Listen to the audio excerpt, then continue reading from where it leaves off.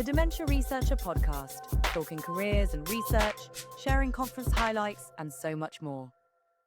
Hello and welcome to the Dementia Researcher podcast. I'm Adam Smith, and this is the third of our daily highlight shows from the Alzheimer's Association International Conference, or AAIC 2026, taking place in London and online.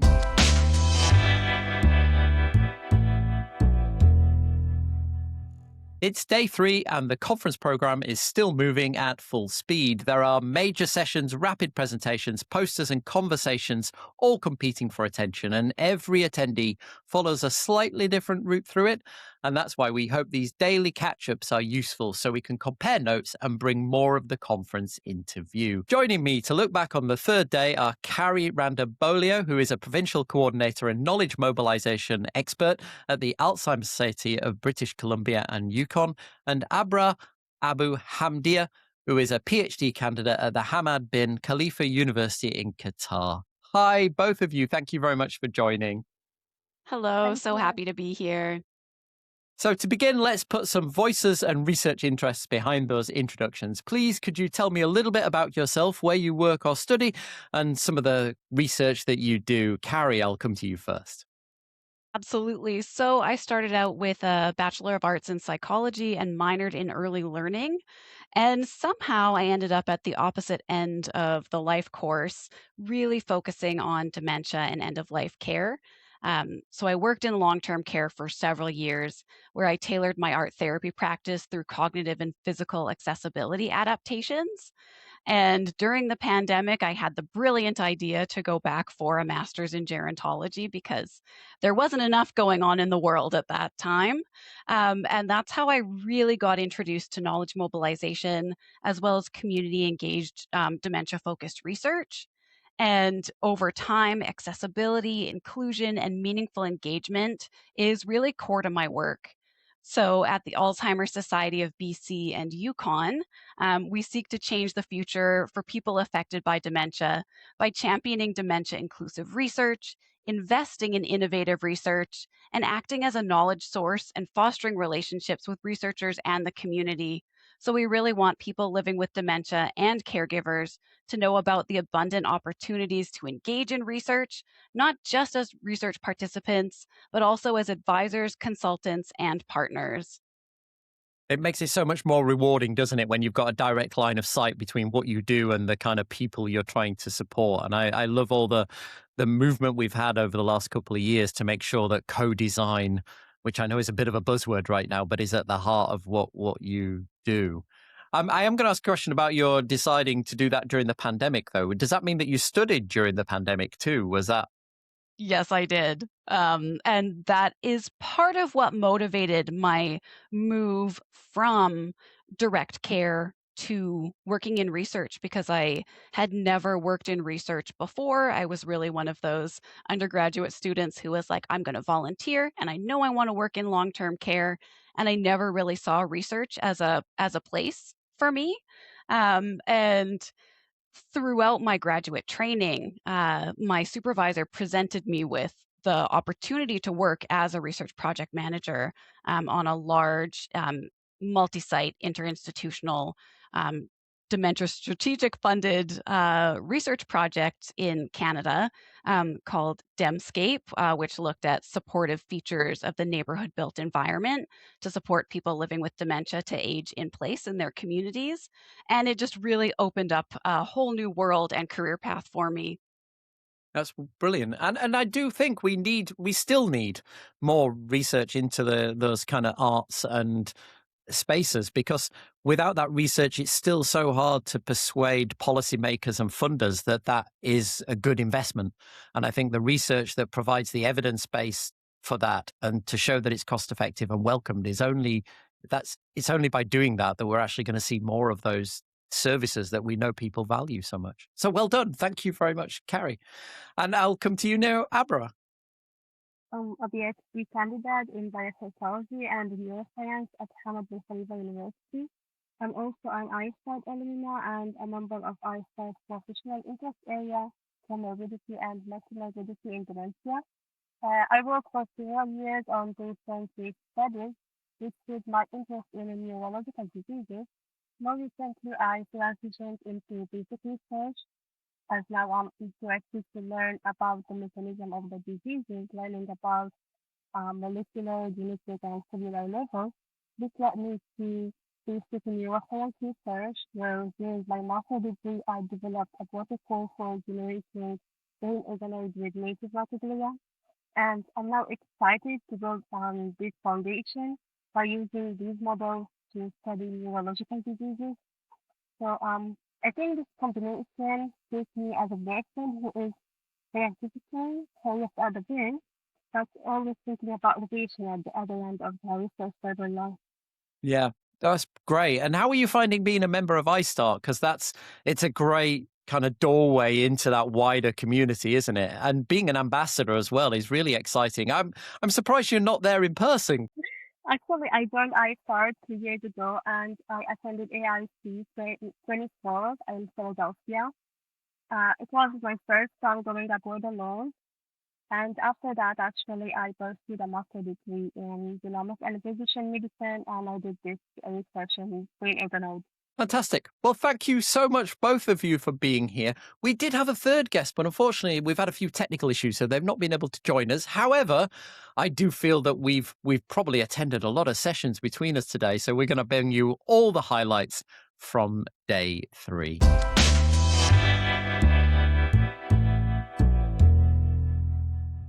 So now I'm going to ask Cari and Abrar to open their virtual notebooks and think back across the day. And I'm going to come to you, Cari, first for your first highlight of the day. What have you seen today that you most want to tell us about? Surprise, surprise, the social sciences qualitative researcher is really going to focus on the qualitative side of AAIC. So, the first session that really stood out to me was Family and Social Impact of Dementia, Caregiving Work and Policy. And in summary, these presentations went deep into data showing how caregiving for someone living with dementia impacts quality of life, economic stability, as well as sense of self. So, data tells the story of why supportive policies and workplaces matter for people in the sandwich generation. So, those are people around midlife who may have young children or are part of a community of care, which also includes either aging parents or other older adults in their lives. And this especially affects women who face considerable long term earning loss. The economic data is pretty sobering, making it compelling and clear that it's not just income. Reduced long term earning and the challenges of juggling multiple roles during peak earning years influences many other facets of quality of life. The presentation that really stood out to me within this session was presented by Lycia Tremagis Vaconcello Newman, Elevating Caregivers' Voices, the Lived Impacts on Caregivers Along the Dementia Journey. This really resonated for me. So, lived experience voices inform everything we do at the Alzheimer's Society of British Columbia and Yukon, from our resource development to advocacy, education development, and of course, research.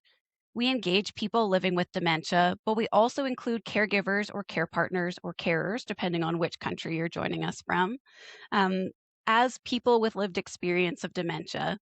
So, what's behind the numbers? It's people.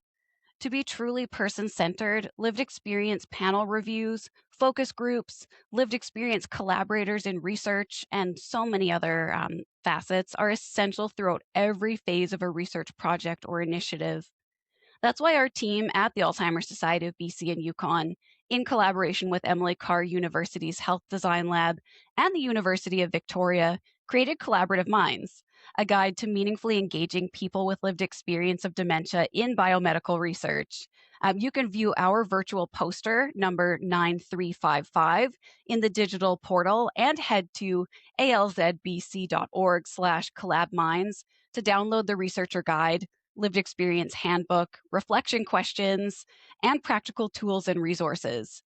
This resource actually builds off a guide for qualitative researchers called Collaborate, Gather, Share.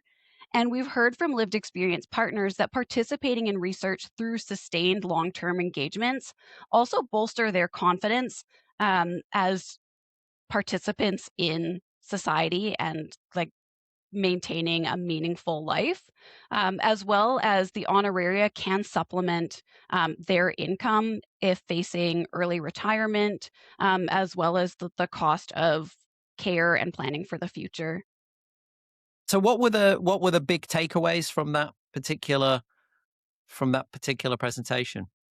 Well, like I said, the economic side presents really concrete data for something that can be brought to policymakers for like this is why supportive workplaces and broader policies matter to help caregivers stay in the workforce in a way that can sustain their quality of life. So they were making the economic argument that we needed to change jobs to enable people to take on that caring responsibility. Yeah, without being sort of financially squeezed out of the workforce to be either full-time caregivers or having to make really difficult choices. Yeah. And that's difficult, isn't it? Because no two health systems across the world seem to be the same when it comes to this. Some are better than others at supporting that unpaid carer. Although I don't think I'm pretty sure I don't think anywhere in the world is really great at that. I think certainly where there's that more cultural element of people caring for older people, with them, whether they do or don't have dementia, where older people go to live with family members and things, maybe in society it's slightly better there, but also as well more likely to be a hidden issue where Yeah, and a fairly new facet of benefits programs and like workplace benefit systems that having flexible sick time that it's not just illness, it includes um, paid time off or secured time off to support with doctor's visits or any sort of caregiving needs that would pull someone out of work for a chunk of the day. yeah. Thank you very much. Abra, I'm going to come to you for your first highlight now. Yeah, for me, it is a session that titled Developing Topics in Factors Affecting Fluid Biomarkers. For me, this is was very interesting to me because I did my bachelor in medical laboratory science, and I also work in clinical labs. And we often like work thinking about three analytical variables: fasting status, timing of sample collection, medication, sample handling, and assay interference. And now, as you know, biomarkers are becoming more central in neurodegenerative diseases and have high potential in making diagnosis more accessible, less invasive, and potentially earlier. I sincerely appreciated that in this session, the speakers asked, can this, like, instead of asking, can this biomarker detect Alzheimer's disease pathology, they asked, when might this biomarker mislead us? And the talk that I found really very interested was by Dr. Hannah Huber, who discussed the effects of food intake on plasma phosphorylated to 217. So in this study, participants fasted for 12 hours, and then they had a sample collection, blood samples. After that, they had a meal and a follow-up, another blood sample collection after 3 hours. And according to the presentation, she found that phosphorylated to 217 level change after a meal in both healthy and Alzheimer's disease patients. And it showed that among 56 individuals with subjective cognitive decline or mild cognitive impairment who were non-fasting, 24% could have had an altered probability category if they had been fasting. More specifically, 11% individuals shifted from low probability category to an intermediate probability category, and 13% shifted from an intermediate probability category to a high probability category. And as you see here, it's really critical because, like, it leads to different clinical decisions. And I see as Alzheimer biomarker become more widely used, it becomes very necessary to develop a clear and standardized protocols for these biomarkers. Otherwise, we may risk building diagnosis and treatment on misleading results. And actually, there is another thing I wanna to mention about this tool. It was Actually, there was a question from the audience I really liked. She asked whether the food-related change in plasma phosphorylated copper-17 could reflect a biological mechanism. And she mentioned about the contribution of autonomic nervous system. And I found this question very interesting because it shifted the discussion from simply asking whether the meal interferes with the measurements, for example, like through assay performance, agent interaction, or change in the plasma matrix, to asking whether food intake may actually trigger uh, physiological changes that alter the biomarker level itself. Do you know what? Yeah, I think you're the first person I've heard talk, or that's the first time I've heard anybody talk about the conditions under which the blood tests were taken. But it seems obvious when you say it. There are lots of tests where you're asked to do this under fasted, aren't you? If you go for a cholesterol test, they prefer you to have, do that after you've fasted. It makes sense that they do this. So getting the guidance right to say, hey, you need to do this consistently, that they should maybe run that test, not just rely upon, as you say, just rely upon one test, but actually you should do multiples over a week and average this out and take them at different times of day, perhaps, or I don't know. That I'd be interested to have a biomarker. I should contact Amanda Heselgrave. If you're listening to this right now, message me and tell me, talk to me more about this, because it feels like we could do a whole separate podcast on that topic. Thank you so much. That was great. So that's our first. I'm going to add in a highlight of my own, and hopefully I'm not going to steal one of your highlights. I'm going to bring up Dr. Betty Timms' talk. This was one of the plenaries. Betty has been on the podcast before, one of our relay shows quite a few years ago now, and is from the Amsterdam UMC. And she gave a great talk that challenged the assumption that Alzheimer's disease is a single disease.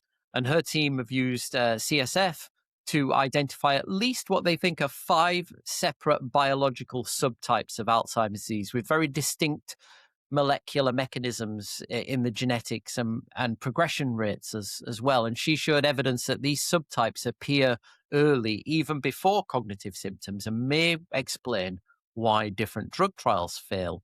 And treatment, and also kind of making the point that treatments aimed at one pathway alone might only work in one specific subtype, which brings back this thing that was talked about on the podcast yesterday, and it's been talked about lots, which is this idea of precision medicine and tailoring therapies to patients' very specific molecular subtypes, rather than saying this is for Alzheimer's alone. Yeah, anybody who's listening should definitely go and watch her presentation, because it was really, she gave some great slides where she showed on the screen where you got really into the epigenetics and looking at this, where you had these little clusters to go, that is these people, that is these. And there was the very distinct saying that these were different types. And so you couldn't expect that one treatment would work on all of them, because they all were very different. So 3 key takeaways was that Alzheimer's is likely not a single disease,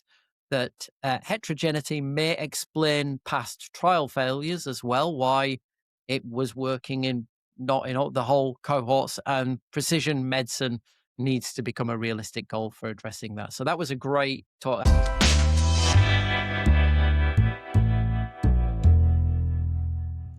So we're going to come round for our next round the table. A conference highlight doesn't always have to be one of the big headlines or one of the big plenaries, of course. So what did you encounter today? Was there a new idea or something new, or challenged an assumption? I'll come to you first this time around, Abrar.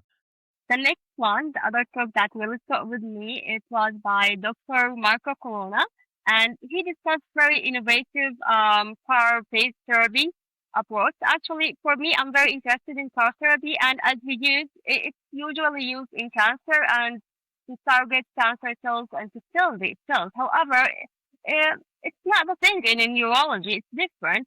And here, it's the idea built on this concept that he designed anti-amyloid chimeric antigen receptor that could be expressed in astrocytes, and that intends to activate phagocytic related pathway in astrocytes, And he reported that this car-associated reduced amyloid-associated pathology after plaque had already formed and also prevented early plaque devolution in vivo. In addition to this, they also prevented microglia exhaustion. It was really interesting because actually, the alpha doesn't have this function. It's not a phagocytic cells. It's a function of microglia. And because it's more abundant than microglia, they modulate the cells like to help microglia. I just like the way because they thought different about therapy. I know this treatment is really early and preclinical, and there are safe and delivery questions to solve, but conceptually it opens a very interesting direction for neurodegenerative disease treatment. Absolutely. I feel like microglia was something we were talking like non-stop. It was like the whole theme of AAIC maybe 3-4 years ago. I'm sure it is now if you're picking out those sessions. So it had an interesting delivery mechanism as well. Yes, and they actually use it now for multiple sclerosis. Fantastic. Thank you very much. And Cari, I'll come to you for your next highlight now. Yeah, thanks for the probe about challenging assumptions. I sometimes feel like I'm so focused on living well with dementia that I kind of forget about the role of general brain health. So, my next session of interest was Brain Health in Action, organization led efforts across the globe. So, this session highlighted how organizations from the UK, Latin America, Australia, and the US are leveraging evidence to develop policies, programs, and initiatives that promote and advance brain health across the life course.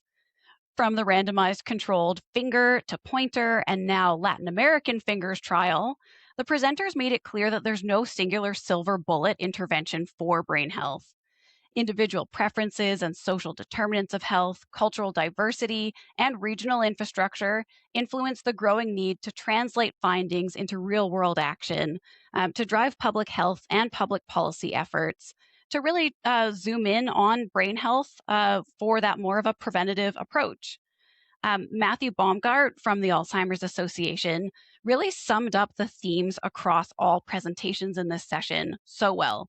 He closed with, "Scientific findings are the starting point, not the finish line." Across all presentations from global researchers, I heard the importance of going to communities and centering interventions in the priorities of specific communities for maximum uptake and benefit.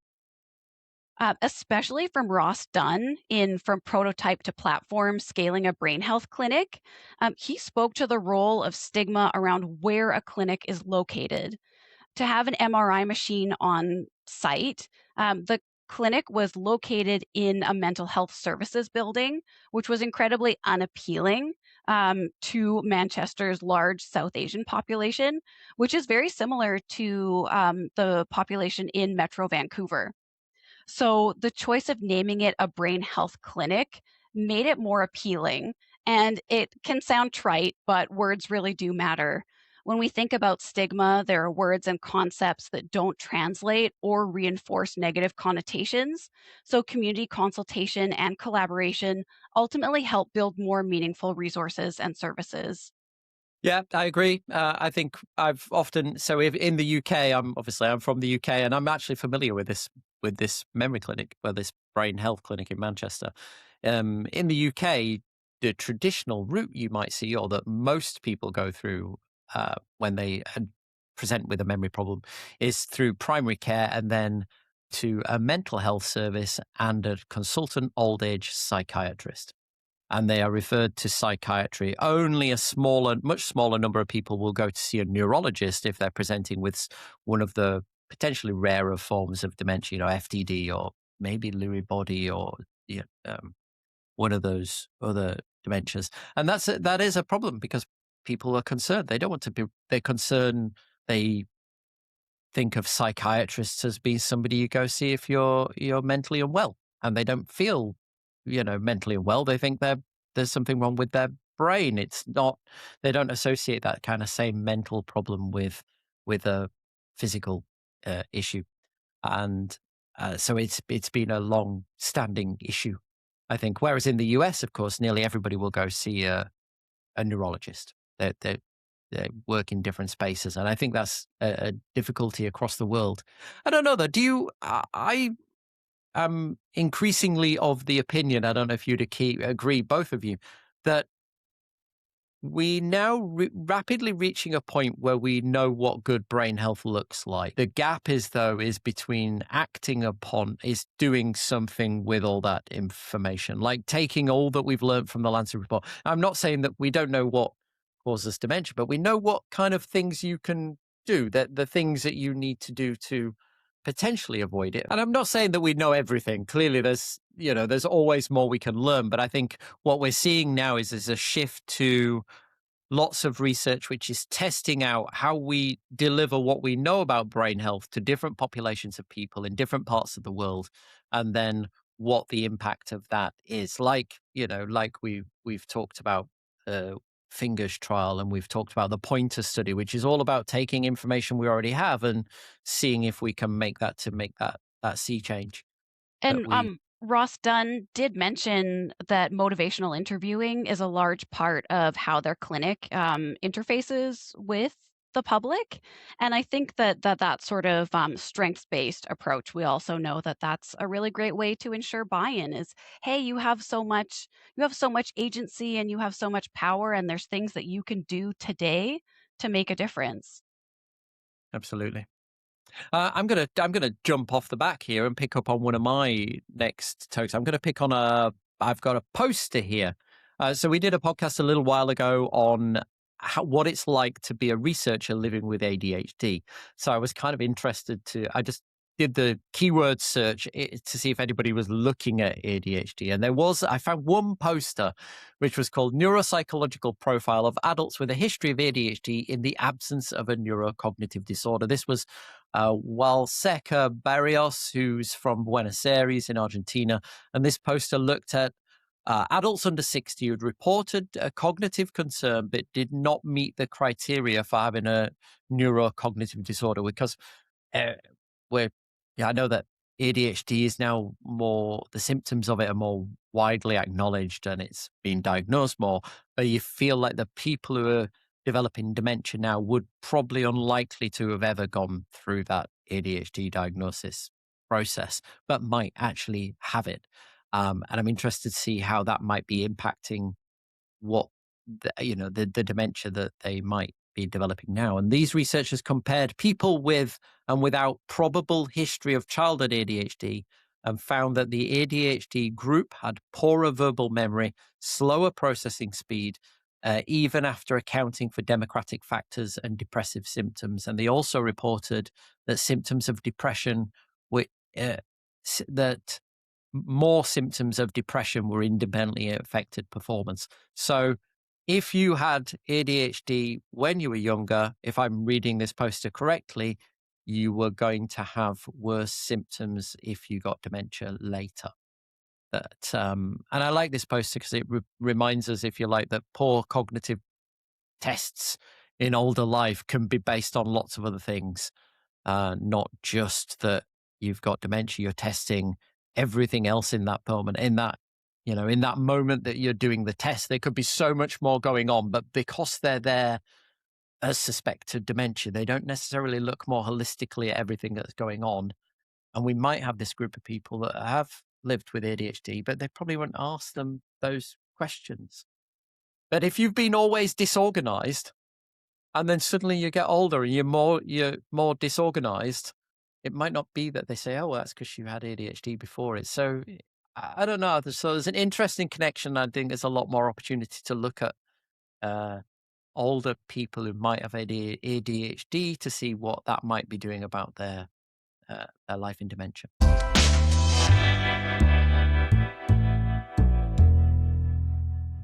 So let's come back again. I think I've still got two more posters and one talk to. So I'm going to come back to you, Cari, this time. Let's get your next highlight. Absolutely. Surprise, surprise, the art therapist wants to talk about improving brain health and dementia care through art and technology. This session was chaired by Deanna Willis and Frank Lai. So it's not just my bias as an art therapist talking. creative expression is central to the human experience. Embodied movement, theatrical performance, experiential learning in virtual reality, building children's empathy for intergenerational families affected by dementia. These presentations highlighted the marriage of old and new ways of storytelling and sharing lived experience.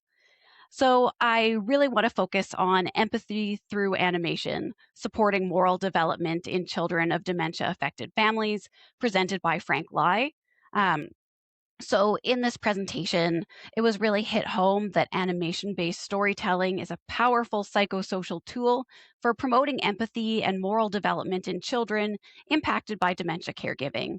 This small scale study was an exciting step to set the foundation for more cultural tailoring of the animations and potential integration into family centered dementia care programs to strengthen resilience in caregiving households. So I know at our organization, we're really seeing hunger for more intergenerational supports, looking at younger caregivers. Um, Especially as we have more people being diagnosed with younger onset dementia. So it may be a younger adult supporting a parent, or intergenerational households where it's where youth have been left out of dementia support conversations.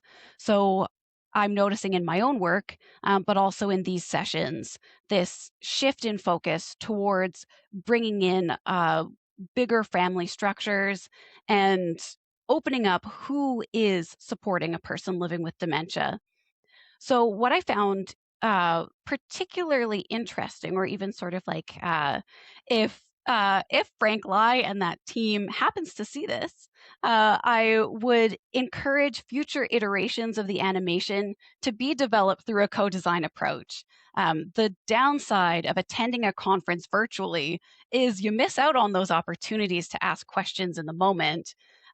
So in my experience and just sort of as an observer, it wasn't covered how the animations were produced. And I think co design is such a great way to sort of walk the walk of nothing about us without us. Our collaborators at Emily Carr University's Health Design Lab, in a previous project, partnered with BC Mental Health and Substance Use Services for a series of stigma reduction animated shorts, where staff who had intersectional identities as service and care providers, but also with mental health related lived experiences, partnered with animation and design students. And they were able to create these shorts where there was sort of visual representations of some really challenging themes, but they're transformed through visual metaphors, and they create just enough abstraction to also protect the person's identity. While this example doesn't have a dementia focus, the co-design approach is totally applicable and further supports the high-level goal of intergenerational communities of support around people affected by dementia. And oftentimes in these co-design projects, and I speak from my lived experience too, that in working with people with lived experience in these sustained co-design projects, you create and nurture really fulfilling relationships. And the those relationships are where you get sort of the hard truths. When trust is built, a person with lived experience will tell you how they really feel about something, and it amazingly shapes the research process for like, oh, I, as a researcher, have lots of biases and assumptions about the way methods need to be carried out. And for someone living with dementia to have the confidence and trust to say, "Ooh, I would not do it this way, and this is how I would do it," shapes for much more meaningful, respectful, collaborative research. Yeah, I completely agree. And what I really like as well is that research has even been presented at AAIC, because it's not that many years ago you would never have seen a poster like that at AAIC. And I love the idea that we've got fundamental, that's pinned up on a board in a poster hall somewhere now, where we've got fundamental scientists and other people to kind of try and improve everybody's awareness of the different things that are going on across the research spectrum so we can all learn a little bit, so that those researchers that can do that can learn a bit more about the biology, and the biologists can come and learn a little bit more about what it means to do co-design. Because fundamentally, I know your poster talks to this, but there isn't a lot of co-design or patient and public involvement in that fundamental science space. One of my favorite quotes from a lived experience partner has been, "I want to learn about rat brains." So the interest is there. Yeah, I completely agree. And just a plug, we did a podcast a few months ago. There's a great piece of work going on with Hannah Gardner and Patricia Masson-Algar, and they're from Dementia UK and the Bangor universities, who've got a new piece of research that just got funded looking at the impact on childhood, on teenage carers. And what it means to them and how they can create communities to support teenage carers and how they go through this when their families develop dementia. We did a great podcast on that a few months ago now. So do Amazing. look I'll have that to check that out. up. I'm going to give you a minute, Abrar, but I'm going to do one of mine first. I've got two here, and this is a plug for a UCL study because I work at UCL. This is called Explainable Artificial Intelligence. We can't get through a podcast without mentioning AI at least once. Explainable Artificial Intelligence for Automated Amyloid PET Positivity Classification. And this is, as you would expect, the title is very descriptive. So this is Sophie Martin at UCL, and this study explores whether AI could accurately classify amyloid PET scans while also explaining why it reached the decision it did. So not just, hey, that is, that one has amyloid, that one doesn't, but explaining why it came to that decision. And the team trained a deep learning model on 1,300 brain scans from Amipad, and achieving an overall test accuracy of 93%. What I really liked about this is that the researchers weren't just satisfied with simply building a correct algorithm, but they also wanted it to explain why as well, so that this could, so that it helps build trust between clinicians and the AI. So the AI could say, this one is positive, and here's why I think so. And that's going to make a big difference when you're starting to ask clinical people to trust on AI algorithms, if it can explain its decision-making in with the process. So I really liked that poster. And yeah, that's Sophie Martin, UCL. Great. I'm going to give you a chance to come back on your next highlight, Abra. Okay, for me, for the final highlight, I will be speaking on brain organoid. So because I worked on induced pluripotent stem cell derived brain organoid, and this area naturally caught my attention because organoids are powerful. They allow us to model aspects of a human brain development and disease in a patient's specific genetic background. They represent a transformative platform for modeling Alzheimer's disease and other neurodegenerative diseases. Especially, they can help address limitations of animal and 2D models. They're not perfect, of course, but they give us window into early biological events that are almost impossible to study directly in living human.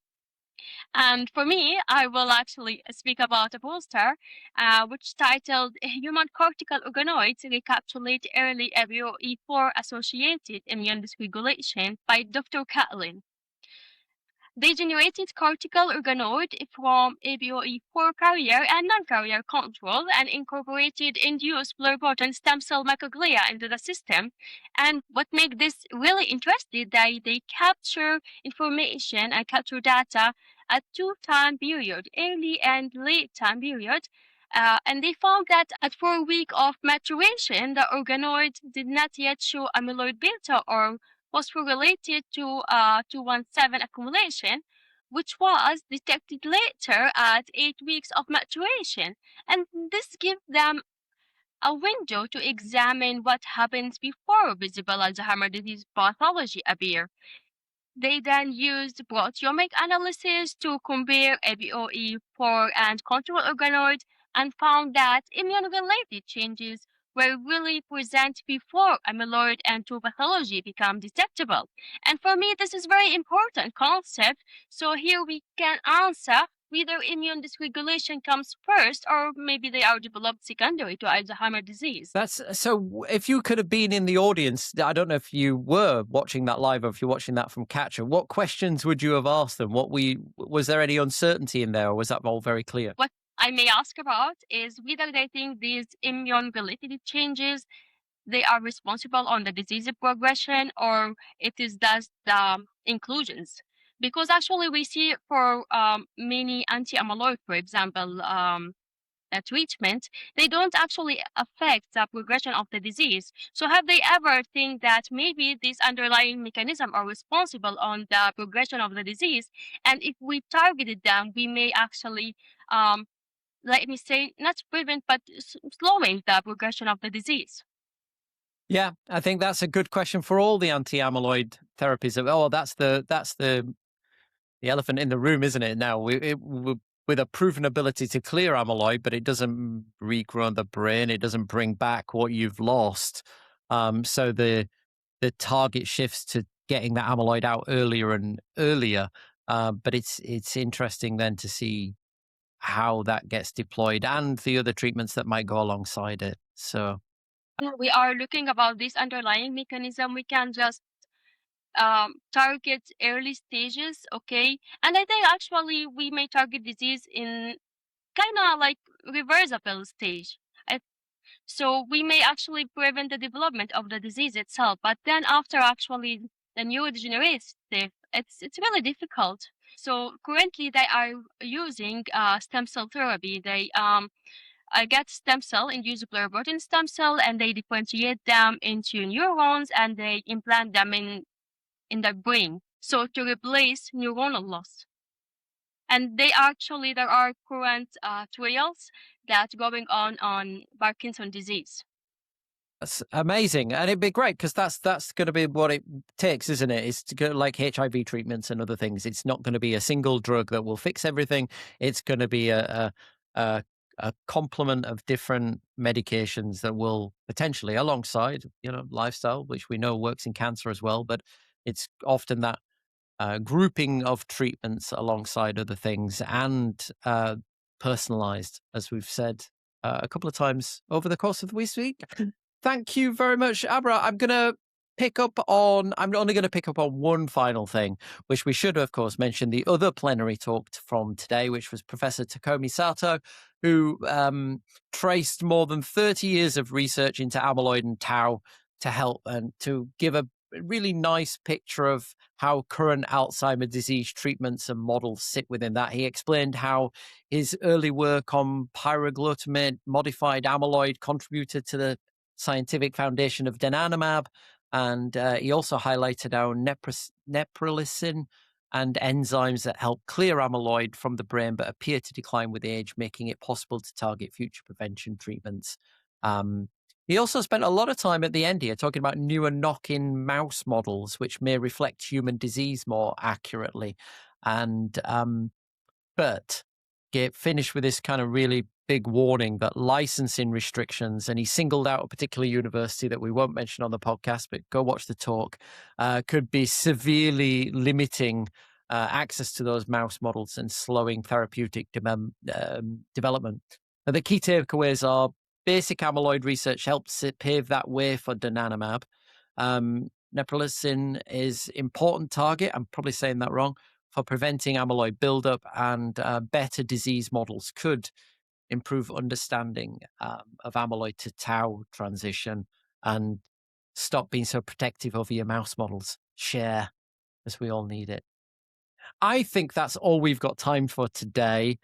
I would like to thank the incredible Cari, Randa-Beaulieu, and Abrar AbuHamdia, who have both had fought through technical problems today. Hopefully, I've edited this and it all comes across incredibly slick, but we have fought through guests not turning up, technical problems, microphone issues, but we still powered through, and we hope you enjoy and appreciate this podcast because it's taken effort this evening. But I'm grateful to all of you for sticking with us and listening, and to my brilliant guests, Cari and Abrar. You've been amazing. Thank you both so much. Thank you so much for having me in this podcast. Yeah, thank you. It's always great to rattle the cage about qualitative research. So tomorrow we'll be back with our fourth and final daily highlight show with another group of researchers and one last tour through the studies, posters and conversations that have been attracting our attention. You can learn more about all of our guests on our website, where you'll find bios on them, and dementiaresearcher.nihr.ac.uk. We've also been putting more AAIC coverage on there as well on our website.